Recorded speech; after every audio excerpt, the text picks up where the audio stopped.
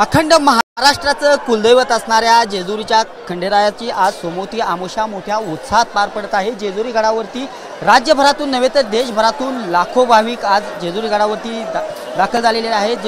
खंडेरायाचं मनोभावे दर्शन घेताना भाविक दिसत आहेत। दुपारी 1 वाजता श्रींचा पालखी सोहळा हा जेजुरी गडावरून निघून कऱ्हा नदीवरती जाणार आहे आणि खंडेरायाचा शाही स्नान सोहळा तेथे पार पडणार आहे। आपल्यासोबत आजच्या कशा पद्धतीची सोमवतीची रूपरेषा असणार आहे सांगण्यासाठी जेजुरी देवस्थानाचे विश्वस्त आहेत। काय सांगाल, कशा पद्धतीची आजची रूपरेषा असणार आहे?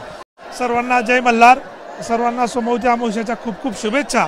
आज खांदेकरी, मानकरी, गावकरी आणि मार्तंड देव संस्थान यांच्या संयुक्त झालेल्या बैठकीत 1 वाजता शेडा म्हणजेच श्रींची पालखी सोहळा इथून प्रस्थान होईल आणि नंतर ते धालेवाडी मार्गे कऱ्हा नदीला पवित्र स्नान केलं जाईल आणि ते स्नान झाल्यानंतर जानुबाई मंदिरात पालखी येईल आणि तिथून आल्यानंतर पुन्हा गडावरती पालखी येईल आणि नंतर रोजमारा देऊन सांगता होईल। नक्कीच आपल्यासोबत प्रमुख विश्वस्त देवकाते सर आहेत। काय सांगाल सर, कशा पद्धतीची तयारी करण्यात आली? प्रथमतः सर्वांना सप्रेम जय मल्हार।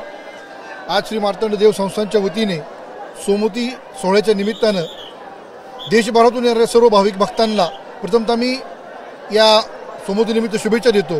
आज देवसंस्थानच्या वतीने या भाविकांना सर्व सुखसोयी देण्याचा एक छोटासा उपक्रम आम्ही केलेला आहे। यामध्ये येणाऱ्या भाविकांना असतील किंवा पालखी सोहळ्यामध्ये सहभागी असलेल्या खांदेकरी, मानकरी, गावकरी यांना उत्तम जेवणाची सोय अशी करण्यात आलेली आहे।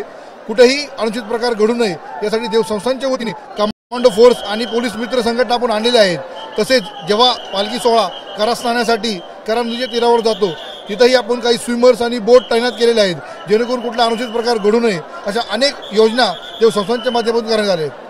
नक्कीच जेजुरी देवस्थान ट्रस्टच्या वसण्यात सोमवती अमावस्येनिमित्त भाविकांना कसली गैरसोय होऊ नये म्हणून मोठ्या प्रमाणात सुविधा करण्यात आलेल्या आहेत। आज सकाळपासूनच मोठ्या प्रमाणात भाविक आज जेजुरी गडावरती दाखल झाले आहेत। एकंदरीत दुपारी 1 वाजता श्रींचा पालखी सोहळा हा कऱ्हा नदीच्या दिशेने जाणार आहे आणि कऱ्हा नदीवरती शाही स्नान पार पडणार आहे आणि खऱ्या अर्थाने सोमवती अमावस्येची सांगता होणार आहे।